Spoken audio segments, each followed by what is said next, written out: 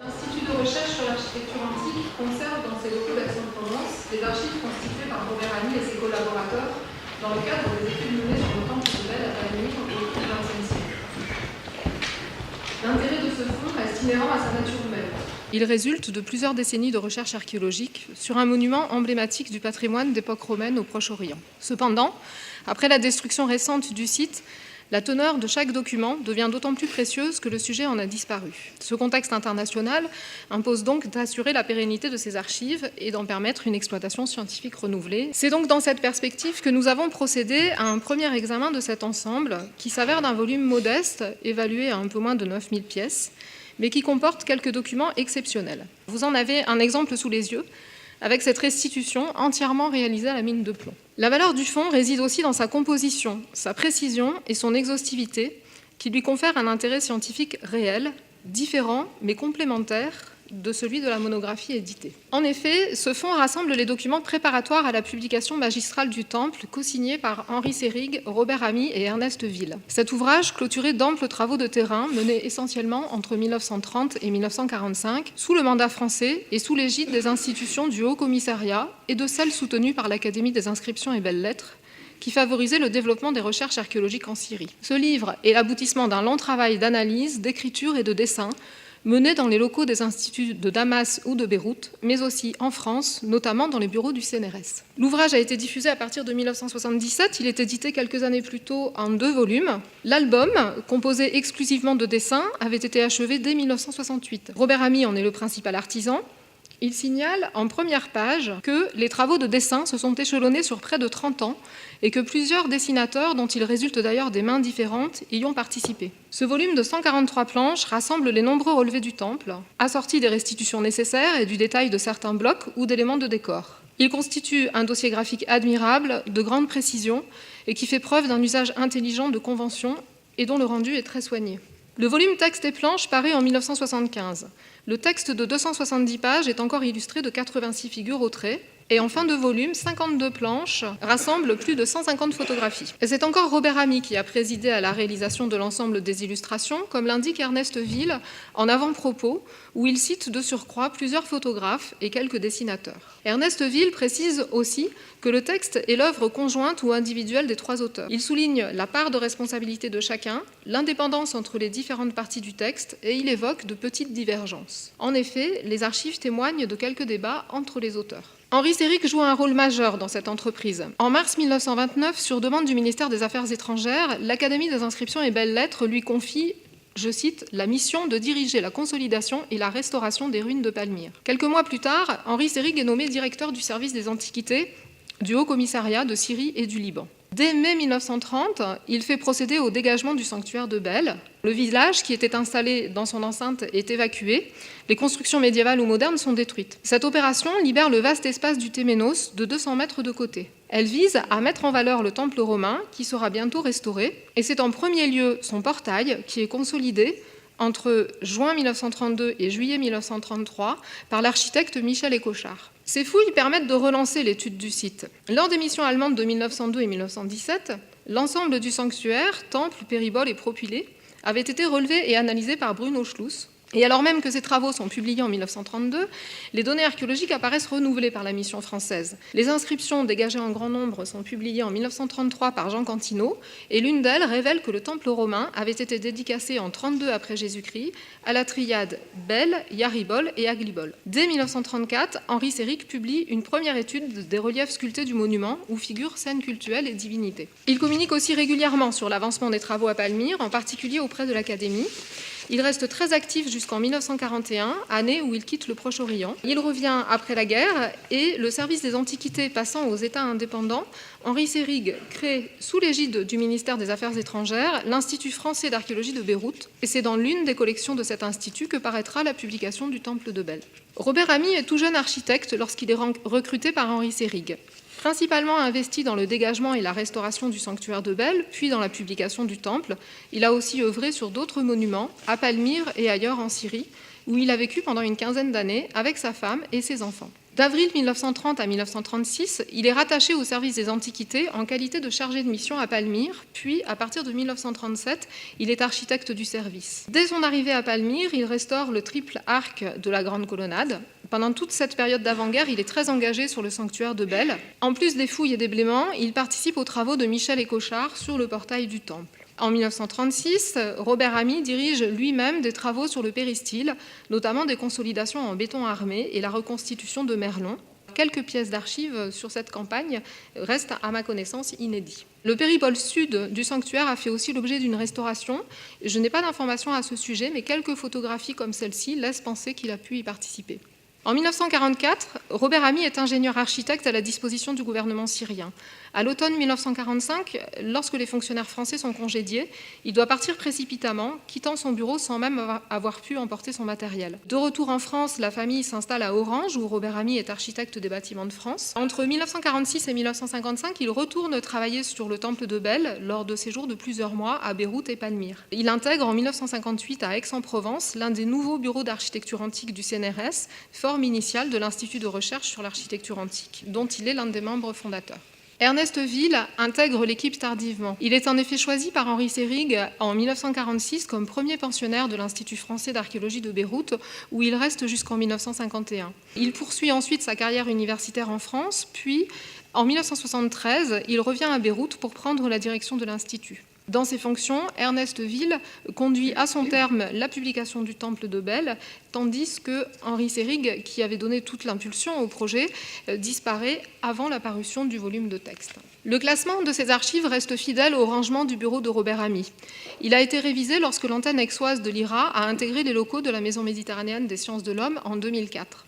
Plus de 600 documents de grand format sont rangés dans des tiroirs d'un meuble à plantes comme celui-ci. Ils sont stockés à plat, quelques-uns sont disposés en rouleaux. C'est le cas du plan du temple, qui est le plus grand de tous. Il est long d'environ 1,60 m. Et il s'agit de l'une des planches originales de l'album, qui semble toutes conservées ici, dans ce lot. La plupart de ces planches sont exécutées sur calque à l'encre de Chine. Quelques-unes sont exécutées sur papier et parfois au lavis ou à l'aquarelle.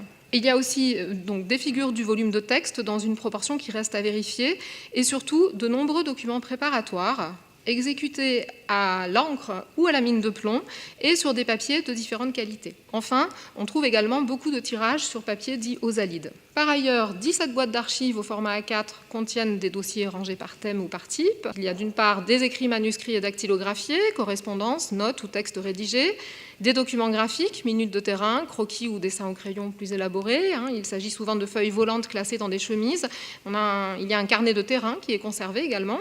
Et encore des tirages en grand format, pliés et surchargés d'annotations. Vous voyez un dossier en bas à droite sur la photo. Enfin, plus de 2000 photographies, rangées dans plusieurs de ces boîtes et dans un petit tiroir annexe. Elles sont agencées en albums de planches ou bien rassemblées dans des enveloppes. Et il y a une majorité de tirages montrant le temple et les travaux en cours. Dans l'ensemble, le fond apparaît sain. Il se pose cependant des problèmes de conservation liés au conditionnement et surtout à la nature et à la stabilité des documents. Les contenants sont parfois surchargés ou de dimensions inadaptées. Certains documents sont pliés ou froissés, ce qui rend toute manipulation risquée. Alors les dessins et photographies devraient être protégés dans des pochettes spécifiques, mais comme souvent, la nécessité de reconditionner le fond induit quelques difficultés de reclassement. Je vous en montre un exemple. Ce relevé d'un relief présente aux quatre coins des trous de punaise et même des restes de colle au verso. Il a été en fait régulièrement fixé sur une planche à dessin, c'est une minute de terrain. Le papier est déchiré le long d'une pliure centrale. En fait, il constitue une chemise contenant d'autres pièces concernant ce relief et elle-même rangée dans un dossier comme celui-ci. D'autres documents sont altérés, celui que vous avez sous les yeux est même lacunaire. Certaines dégradations sont anciennes, voire d'origine. Dans leur conception même, les grandes planches de calque sont fragiles. Ce matériau de nature acide est instable. Avec le temps, il jaunit, se déforme et devient friable ou cassant. En 1968, Robert Ami avertit d'ailleurs le lecteur de l'album. Il précise que certains calques, alors vieux de 20 ans, se sont rétrécis avec un retrait différent dans les deux sens de la feuille et qu'il en résulte donc des imprécisions. Aujourd'hui, ces documents ont près de 70 ans. Ils sont peut-être plus déformés encore, certains se sont même gondolés. Un autre problème récurrent se présente. Beaucoup de ces planches sont constituées de plusieurs feuilles scotchées les unes aux autres, et elles comportent parfois de véritables empiècements, Alors c'est le cas de celle-ci. Ici, le ruban adhésif est source d'altération, il se décolle et les morceaux se détachent, ou bien les résidus de colle affectent des pièces voisines. Cette composition des documents résulte de l'organisation du travail des dessinateurs. Plusieurs dessins sont rassemblés, qui ont peut-être été exécutés par différentes personnes ou à des années d'écart, à quoi s'ajoute un souci d'économie de papier et surtout de gestion du temps lors des corrections rendues nécessaires par la progression du travail. L'empiècement visible ici correspond probablement à une de ces corrections. Il y a d'autres repentirs sur cette planche où certains traits ont été grattés à la lame de rasoir. Vous le voyez à l'écran, ce sont les zones un peu plus claires. Certains traits, je disais, ont été grattés à la lame de rasoir. C'est une technique courante qui fragilise encore les feuilles. Et il existe aussi par ailleurs des réparations ou des consolidations anciennes sur ces documents. Des mesures de restauration doivent donc être envisagées. Indépendamment de cela, la numérisation du fond s'avère indispensable pour écarter tout risque lié aux manipulations lors des consultations. Et bien sûr, la numérisation est nécessaire pour renouveler l'exploitation des données avec les nouveaux outils informatiques. Celle des relevés à grande échelle apparaît comme une priorité dans la perspective d'une exploitation en 3D. Cependant, des difficultés techniques se présentent avec des conséquences sur la précision des données. Déformation des calques, on a parlé d'étirement, de gondolement, mais aussi, et le cas s'est présenté déjà dans les premières numérisations auxquelles on a procédé, la réflectance de certains tracés pose problème au moment de la capture numérique. Cet ensemble témoigne des étapes de l'élaboration de la monographie consacrée au temple de Bel, depuis les premières observations de terrain jusqu'aux ultimes choix retenus en fonction de contraintes éditoriales, mais aussi de la progression des analyses, des hésitations et même des débats entre les auteurs. Nombre d'écrits sont conservés. Parmi ceux de la main de Robert Ami, il y a beaucoup de notes, des remarques, descriptions ou commentaires, ou même des analyses au brouillon. En voici quelques exemples. Une série de calculs pour la restitution des merlons couronnant le péristyle, des observations sur le plafond de la loge du thalamus nord, ou encore des indications d'ordre méthodologique. Ici, à gauche, un texte explique comment certaines dimensions ont été prises sur la colonnade et les données en question figurent sur un croquis joint au dossier, à droite sur la diapositive.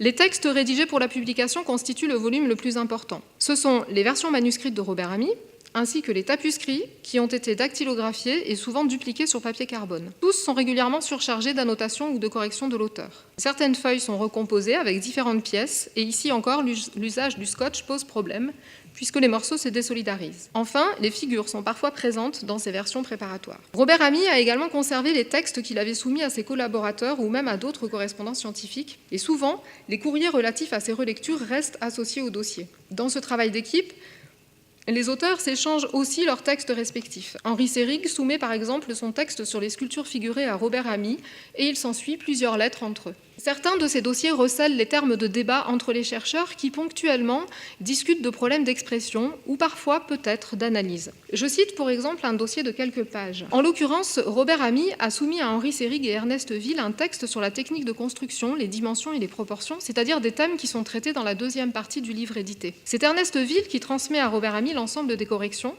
Et dans la lettre jointe à son envoi, il ajoute quelques commentaires et il écrit notamment « Le seul cas un peu difficile est celui de prétendre deux architectures. En fait, ce qui est incontestable, ce sont les deux appareils différents.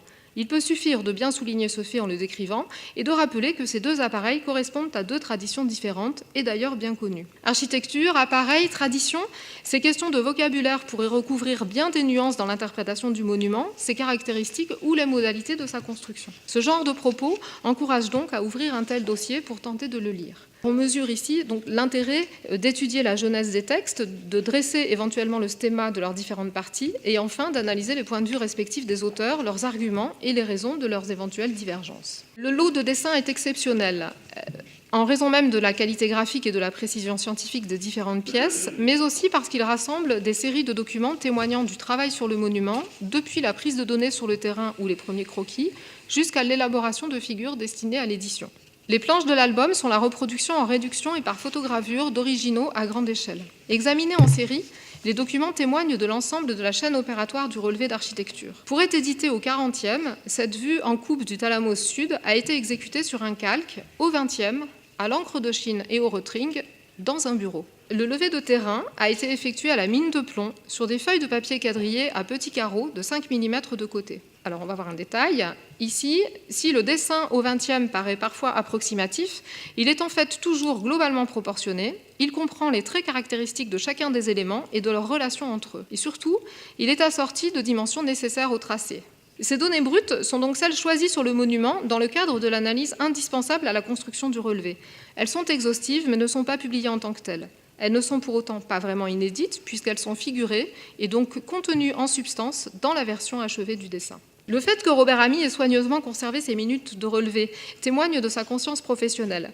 Si précises que soient les mesures prises initialement sur le monument, l'aboutissement d'un relevé comme celui-ci implique des aménagements, des corrections, voire des compromis. Cela nécessitait de pouvoir revenir aux minutes originales autant que nécessaire. Il fallait aussi retourner faire des vérifications sur le site et certains tirages à noter attestent de telles opérations. Il convient de souligner que tous les secteurs du monument n'ont pas été relevés de manière aussi détaillée parce que tous n'étaient pas si faciles d'accès. Par exemple, l'appareil de la celle-là a été dessiné en partie d'après photographie. La mission de l'architecte archéologue est aussi celle de restituer le monument. Dans cet exercice, Robert Amy, avec son équipe, élabore une riche matière qu'il livre avec des figures très abouties. Par exemple, cette coupe restituée montre le temple avec des conventions de représentation judicieusement choisies et des détails d'un graphisme admirable. On peut apprécier ici le rendu des décors et même de l'espace autour des statues cultuelles, ou encore le détail des plafonds sculptés. On mesure les heures de travail nécessaires pour produire un tel document de synthèse qui rassemble des données de terrain et des hypothèses fondées sur des calculs mathématiques, ce qui n'exclut pas une certaine part de subjectivité. Voici sur une autre planche un état préparatoire d'une coupe dans l'axe du portail du temple. À l'inverse du document précédent, la coupe est vue cette fois-ci vers le sud. Ici, le linteau et le couronnement de la porte de la celle-là ont été effacés à la lame de rasoir, puis redessinés au crayon. Des mesures, des calculs et des remarques sont également notés. Voilà pour la part technique et scientifique de la restitution graphique. Pour la part créative ou même artistique, voici 2 esquisses retrouvées dans des dossiers écrits. Si leurs traits sont spontanés, elles n'en constituent pas moins chacune une étape d'un travail scientifique de longue haleine. Réexaminés en série, ces documents permettent d'apprécier la méthode et la rigueur scientifique d'un travail d'équipe animé par Robert Amy. En les conservant, l'architecte nous a aussi légué la possibilité de retourner à ces données et par là même de vérifier son analyse. Sur plusieurs sujets, les archives contiennent des informations inédites. Nombre de données brutes sont consignées sur des documents préparatoires, mais pas sur les documents finis, où elles sont contenues en substance, sinon mentionnées seulement en partie. Le texte d'une monographie offre en effet des informations condensées et choisies. De la même manière, chaque relevé constitue une image cohérente, basée sur un lot de mesures, figurées, mais loin d'être systématiquement inscrites, car elle nuirait à la lisibilité de l'ensemble. Il y a ici un point essentiel qui n'a pas encore été pris en compte. Par leur nature même, ces éléments qui suivent pas à pas la progression de l'analyse de l'édifice offrent la possibilité d'entrevoir la jeunesse de la construction elle-même, avec ses étapes, ses reprises et ses remords, ce que ne transcrit pas toujours aussi clairement le produit fini de la publication. La valeur intrinsèque des données brutes se trouve démultipliée, du fait même de la disparition de l'objet historique. Des mesures détaillées dans les minutes, comme les dimensions des blocs, celles de décor et modénature, ou encore des codes d'altitude, devraient notamment trouver toute leur place dans la construction d'un fac-similé numérique, mais aussi dans le recensement des fragments récupérables en vue d'éventuelles reconstructions partielles. De telles données seront d'autant plus pertinentes que les hommes qui les ont enregistrées mesuraient sur le monument des points déterminés et représentatifs, ce que ne fait pas un scanner 3D. Dans un contexte scientifique et méthodologique aujourd'hui renouvelé, d'autres données archéologiques mériteraient encore d'être relues ou remises en valeur. Ainsi, ce relevé figuré contient des annotations sur les couleurs rehaussant la sculpture. Alors on va voir quelques détails, traces de rouge ou de jaune sur les oves ou fleurons, ou encore des restes de peinture sur les fruits et le drapé du personnage. Et ces informations ne figurent pas dans les illustrations du livre, mais Robert Amy les décrit lorsqu'il traite de l'usage de la peinture au sein du temple, dans un texte qui transcrit fidèlement ce qui est enregistré sur le terrain. Mais pour le lecteur, l'information n'a peut-être pas le même impact selon qu'il se réfère au texte ou au document graphique. De telles données pourraient être réexploitées de façon visuelle. Pour ce relief, une série de photographies est également disponible. Ici, le même bloc est vu sous différents éclairages avec des focales variables. Et peut-être ces clichés multiples pourront-ils être exploités avec les nouvelles technologies numériques, donc photogrammétrie ou 3D. Alors en revanche, en bas, vous voyez une restitution, vous voyez un montage de photographies où les fragments du relief sont rassemblés. C'est une restitution photographique avant l'ère du Photoshop. Et ce sont des montages de ce type qui ont été publiés. En l'état actuel, je ne pense pas que les logiciels disponibles permettent en revanche d'exploiter de telles images. Dernier exemple, au lit d'attente de l'assise sommitale de la celle-là, ici au premier plan sur la photo, les traces de mise en œuvre et de scellement des blocs ont été étudiées en détail. Elles sont dessinées dans le relevé des parties hautes de l'édifice et des documents préparatoires sont conservés. comme ce tirage de plan surchargé d'annotations. En voici un détail où l'on voit les blocs en place numérotés, la position des blocs disparus qui a été tracée selon la répartition des cavités de pince, ainsi que des flèches qui indiquent le sens de pose des blocs. Enfin, il y a aussi des croquis de techniques de bardage ou de pose. Par ailleurs, sur des minutes comme celle-ci, toutes les dimensions des cavités de scellement ou trous de pose ont été enregistrées, bloc par bloc, et pour cette assise. Voilà donc encore un dossier qui reflète la progression d'une étude menée par l'un des pionniers de l'analyse architecturale en archéologie classique. Les possibilités d'utilisation de ces archives apparaissent donc multiples, qu'elles soient figurées, chiffrées ou même colorées, qu'elles concernent l'ensemble ou le détail de l'édifice, qu'elles soient documentées de manière exhaustive ou ponctuelle. Bon nombre de données devraient trouver leur place dans les travaux à venir. Devant les vestiges du monument aujourd'hui au sol et en l'absence de ceux réduits en poussière, ce fonds AMI rassemble et offre des informations qui permettront de préparer et d'enrichir les inventaires et les bases de données qu'il apparaît maintenant nécessaire de constituer avec le concours de toute la communauté scientifique. Il n'est pas exclu que l'exploitation systématique de ces contenus permette même, sur certains points essentiels, de préciser, voire de renouveler la connaissance de l'édifice. Je vous remercie de votre attention.